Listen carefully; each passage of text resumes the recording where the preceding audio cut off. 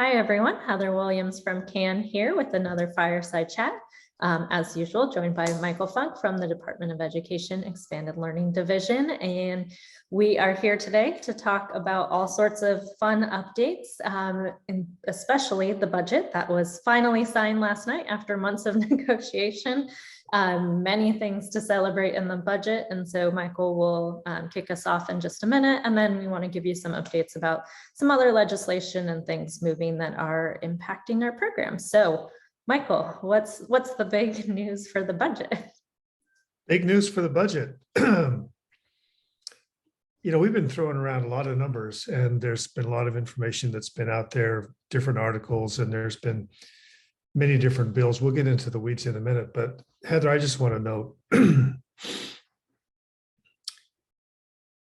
I was in this work 25 years ago, and we were doing a farewell for Jennifer Peck a couple nights ago, and I mentioned in 1997, we held this conference in San Francisco called the Pilots to Policy Conference, where we brought lawmakers into the Unitarian Church and brought our kids and families in front of them and advocated that California should put state money into something like the 21st century or the Beacon Initiative, and we should have a statewide system for after school. And other Sacramento Star, LA's Best, San Diego 6 to 6 were doing their advocacy as well.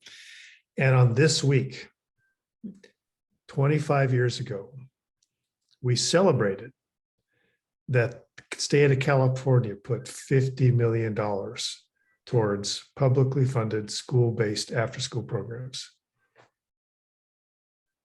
And that's still more than most states today. And last night, our governor signed the budget presented by negotiated with the legislature, $4 billion. That is definitely something to celebrate. That is not a small number. It's hard to comprehend when we start to throw out so many zeros here, but $4 billion. I was visiting my 89-year-old mother in Idaho 2 weeks ago. She said, "How's work going?" And I don't even know how to answer that question to my mom these days, because it's so hard to communicate like the scale of. I said, well, because if you put this $4 billion along with ACEs in 21st century, then all of a sudden the Expanded Learning Division and our entire ecosystem is managing nearly $5.5 billion. And I said, Mom, it's going well. My office now manages about the same budget as the state of Idaho, which is it's actually more money than the Idaho General Fund. It's good for kids, and of course now, what do we do as stewards of this amazing opportunity? And we've talked a lot about that on here, and in future Fireside Chats, Heather, we should bring on, right now we're in summer, and there are LEAs who are actually launching into this summer programs using this money, and many are moving out of the stage of planning and angst, and many LEAs got their plans approved by their board and all these things. So in fact, my daughter Janae is attending a summer program funded by Sac City Unified through these funds. She's there today, and grateful for what we can do for kids and families and how this all connects with everything. But yeah, a lot to celebrate. Yeah, so let's maybe get into the weeds of the budget. So first, $4 billion is a lot of money, but we also have a lot of school districts across the state. So what's the breakdown? What does that mean for individual districts? Yeah, so what it means is that so let me first state there have been official budget documents that stated it would be 4.4 billion. There have been official legislative documents that have stated, or legislative communications that have stated that every LA is going to get $2,500 per student. I mean, all this stuff has come out. We've talked about this on Fireside Chats. So just so you have things for reference, for Heather and everyone, the budget bill, which was sent to the governor and signed on June 15th, is Senate Bill 154. And that had some information, but we all knew that that budget was submitted and signed in order to meet the constitutional requirement that a budget is submitted and signed by June 15th. And we knew that there was going to be corrections. So when corrections come, they come in the form of what's called a budget bill junior. And the budget bill junior, there's probably going to be several of those. So SB 178, budget bill junior number 1, came out this week. And then the SB 181, the Educational Finance Omnibus Budget Trailer Bill, SB 181, which was signed yesterday, is where a lot of this information is. So I just wanted to put that on the record if people want to go look up stuff themselves. And the section in SB 181, so you don't have to look through like hundreds and hundreds of pages, is section 58. And the actual part of the budget bill junior that verifies that it's 4 billion. If you want to look up something for the record, like you want to show something, somebody's where it's in writing, where this is, it's Senate Bill 178, section 178. So that's just for the record. So a couple things, Ted and I'll kind of tag team on these things. In this past year, I guess we can say last year now, last fiscal year, because it's July 1. In last fiscal year, it was districts 80% and above had $1,170. And below that, I think was 672, 673, something like that. I should know that by now. The percentage level has changed through this bill, the trailer bill, and it's now 75% and above get the higher amount, and below 75%, the lower amount. We don't know what the lower amount's going to be. We do know what the high amount is going to be, and it was a bit of a surprise to me because if you're 75% and above in unduplicated pupil, you get $2,750. So that's over double from 1,170. The reason we don't know what's below is because now our school fiscal services team will calculate what that means for every local educational agency, or LEA, 75% and above. And there's a formula for that, which is in Ed Code. I'm not going to revisit it, but it has to do with average daily attendance K through 6 of unduplicated percentage times the 2,750. Then they see how much money's left. Then they calculate how much per student it's going to be for those districts below 75%. It's still going to be significantly higher than the year we just came from. And thanks to $4 billion in the budget. The other thing I'll mention that is significant is that there is a clause added into this trailer bill that verifies that the Expanded Learning Opportunities Program is license exempt. And that was a concern for many, especially as you start to talk about TK and K. And trust me, there's many questions that are still unanswered. We have a list of FAQs that finally got approved. We've been working months on that deal with a lot of very technical in the weed issues that people have been asking about. And we're moving forward with the process. Within a week or two, those FAQs will be posted. We'll be able to come on a fireside chat and walk through a very technical update of many different things, including license exempt. And we're also in the middle of trying to walk through a lot of sticky issues related to transitional kindergarten, and it gets into the weeds as much as, what about naps and California State preschool, these kind of questions. So we'll get there. We got more work to do. Heather, talk to us about Frontier and audits.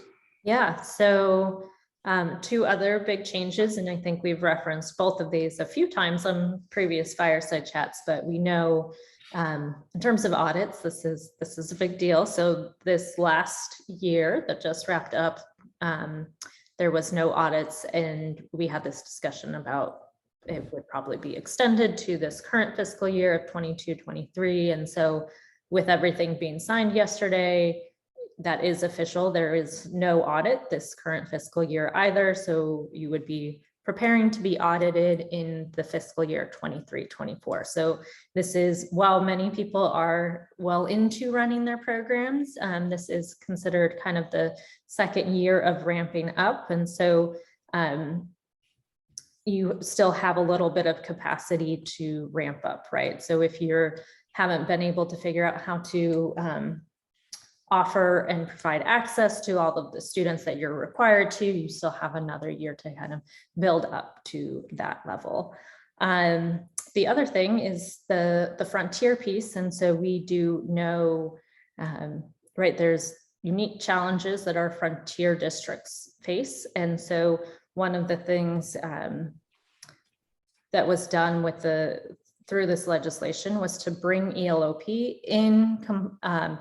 in alignment with ACES. And so that's one of the things, if ACES 21st Century and ELOP all need to be considered a coordinated comprehensive program, then some of the requirements and definitions also need to be coordinated. And that was one of the things that happened. So there's different requirements for Frontier. The definition of Frontier is outlined in the new legislation. Yeah, so those are two big changes. And I think one of the biggest questions we've been getting is, what do you mean offer? What do you mean provide access to? And so, Michael, I know your team worked very hard on some definitions for those two items. Yeah, just thankful that we actually, the definitions that we've been alluding to and saying that are being proposed actually made it into the Trader Bill SB 182 word for word, or 181 word for word. I'm just going to read them. Offer access means to recruit, advertise, publicize, or solicit through culturally and linguistically effective and appropriate communications channels. So let's break that down. So when it says in the bill, if you're 75% and above, you have to offer the program to all students. This is what the auditor is going to check for. The auditor is going to come in and say, show me evidence of how you offer access. So that's what it means, offer access. How you offered access. Show me how you communicated and recruited, advertised, publicized, solicited through cultural and linguistically appropriate. So that's what they're going to look for. And by the way, in this Trader Bill, if you're below 75%, you have to offer access to all unduplicated students. If you're above 75%, you have to offer access to all students in your district. That's the significant difference between the two. It's probably important to note that in this past year, there was language that said, if you're below 80%, now below 75%, you had to provide access to 50% of your unduplicated. That's now gone for whatever percentage. So above 75 and above, offer access to all students. Below 75, offer access to unduplicated. 75% and above, provide access to any student whose parent or guardian requests. And if you're below 75%, provide access to any unduplicated student whose parent or guardian requests. That's probably, we'll probably cover more of that with some more information down the road, but that is in the Trader bill. You can read it pretty clearly. Provide access means, with respect to an expanded learning opportunities program, to enroll in the expanded learning opportunities program. That's what provide access means. If a parent or guardian has signed an expanded learning opportunity program registration form, and that form is on file, the pupil shall be considered enrolled in the expanded learning opportunities program. For a local educational agency receiving an expanded learning opportunity program apportionment, transportation shall be provided for any pupil who attends a school that is not operating an expanded learning opportunities program to attend a location that is providing an expanded learning opportunities program and to return to their original location or a location that is established by the local educational agency. So that's a pretty important update right there. And again, go to SB 181 and turn to section 58. And all this is in writing. And by the way, just a little tip, if you just Google SB 181, you might get Senate Bill 181 from Colorado or Utah, or you might Google Senate Bill 181 and get Senate Bill 181 from 5 years ago. So Google Senate Bill 181, California, 2022. And I'll put the links in the YouTube description and whatnot, so folks don't have to go digging too far for it. Ledge info in California is the easiest place to find bills and legislation. So I'll make sure we link to all of these so you can quickly access them. And of course, we've been talking about, all of this has been about ELOP, the Expanded Learning Opportunities Program, but there is a couple budget updates for ACES and 21st Century. Do you want to mention? Yeah, I mean, those? I think we should probably jump into the other bills next, but I just want to say very quickly, in the budget,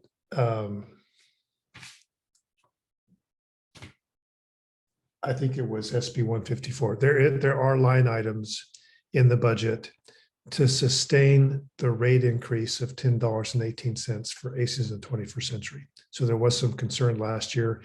Well, wait a minute, this is called one-time funding. And we just said, don't worry, everybody, they're not going to give you a rate increase for 1 year and then go away. So that is in the budget. So the rates of $10.18 will be sustained. Yeah. And that probably gets, Heather, that probably is a good segue to what you want to talk about some other legislation that's up there that talks about ACES rates and other things.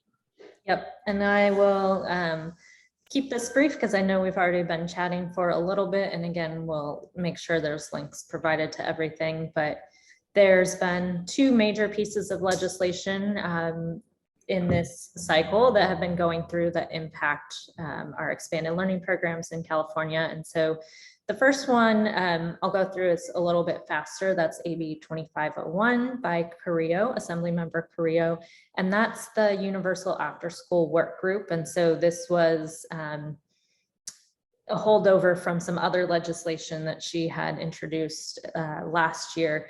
And so the intent of this legislation is, with all of these new funding streams, needing folks to come together, a diverse representation of our field and interest holders in our field, students, parents, program providers, members of our system of support, all those folks coming together to talk about, what is the long-term future of these programs, how do all of these funding sources work together, what does that look like? And so the intent of the bill is basically to create that work group and to come up with some recommendations that could then inform the legislature of future decisions about funding and just different things that need to go into legislation to support that. So that's the Carrillo bill.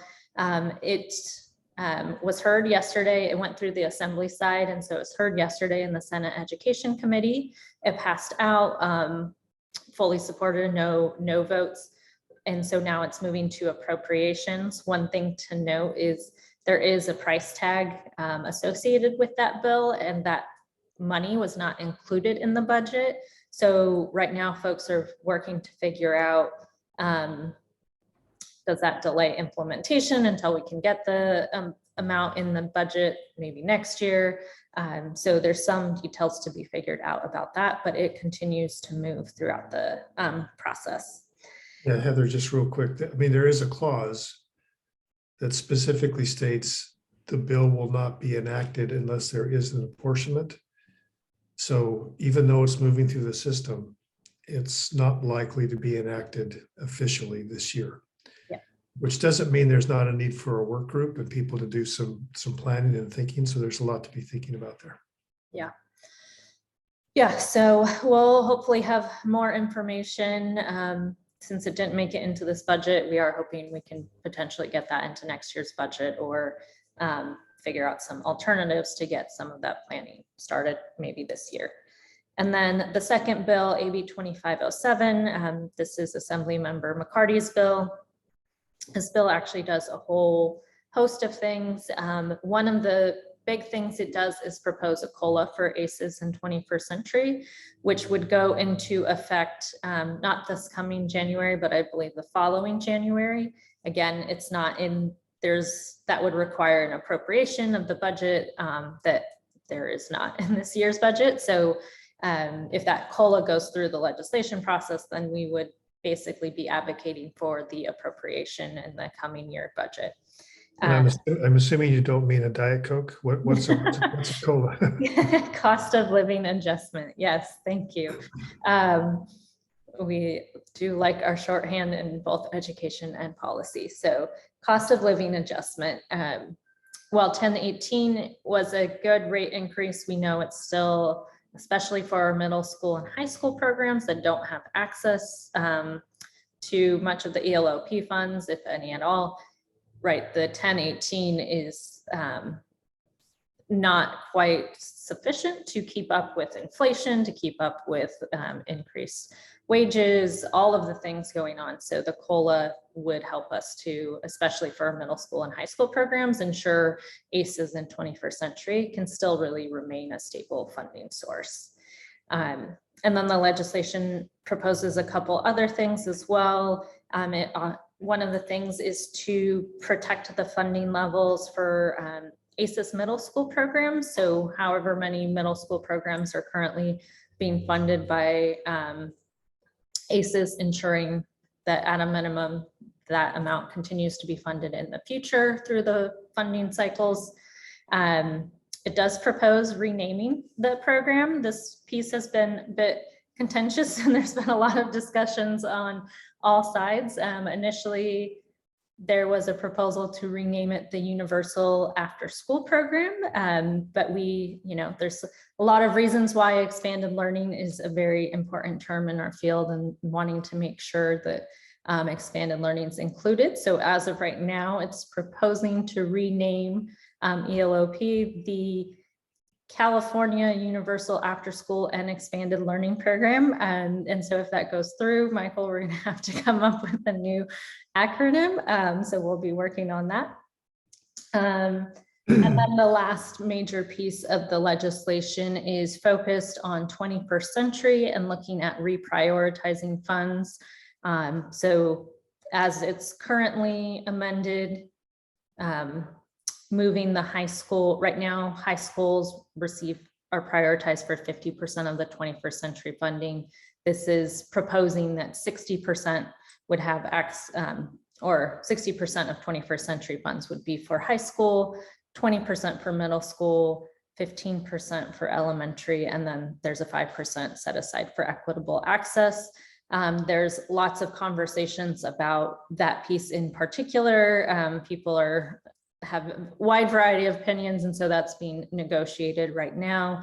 That was also heard in Senate committee, Senate Education Committee yesterday and passed, and so that's moved on. So it'll also be going to, because of the COLA, it will be going on to Senate appropriations next before it goes to the Senate floor. And they all, just because it's July, are taking their recess. So there's not going to be any activity on these bills for probably at least another month. So we've got a little bit of time. We'll give more updates on those, but that's the current status. Anything I missed, Michael? Yeah, I just, I want to say a word as to, why would that name change be a little bit controversial? And it's not like anybody's anti-after school, but I just want to just take a minute to say, for most parents and families, expanded learning doesn't mean anything. After school means something, and that's part of the intent of why that's in the bill, is because the author wanted to make it more clear to maybe elected officials and families who might not be familiar with the term expanded learning. We advocated to change the name from the after school division to the expanded learning division many years ago, because within education, the term after school is somewhat problematic because it's associated with like just a place for kids to go to throw out the ball and, keep kids safe. And the very definition after school separates us from the school day, when what we have worked hard on for so many years and have realized in high quality programs is that kids are learning amazing things in expanded learning programs. And then this expansion of the learning that happens in the instructional day, but it is part of the educational system by design. And kids are learning wherever they are, regardless of who they're with. And so those are why some of those terms mean a lot to us. And if you're viewing this from outside of California, expanded learning means very different things in different parts of the country. In some places, it means simply more school days or extending the school day. So that's all in the weeds of this, Heather, and why it's kind of jumbled. But here's the good news. If that goes through, we'll probably not have to worry about people saying ELOP anymore. We'll come up with a different acronym. Yes. So we'll be working on that. Well, thanks, Michael. And I think we've been chatting for a bit, and I know there's a lot more like in the weeds details, and we'll definitely be having more fireside chats, but hopefully that gives folks kind of a big overview of what's been happening in the last week or two. And lots of exciting things happening and plenty more to come. And so Michael, any final words before we sign off today? Yeah, just thank you, Heather. And thank you everyone for courageously leading with love. It's what's got us to 4 billion in funding. Time to celebrate. Thanks, everyone. Thanks, Heather. Thanks.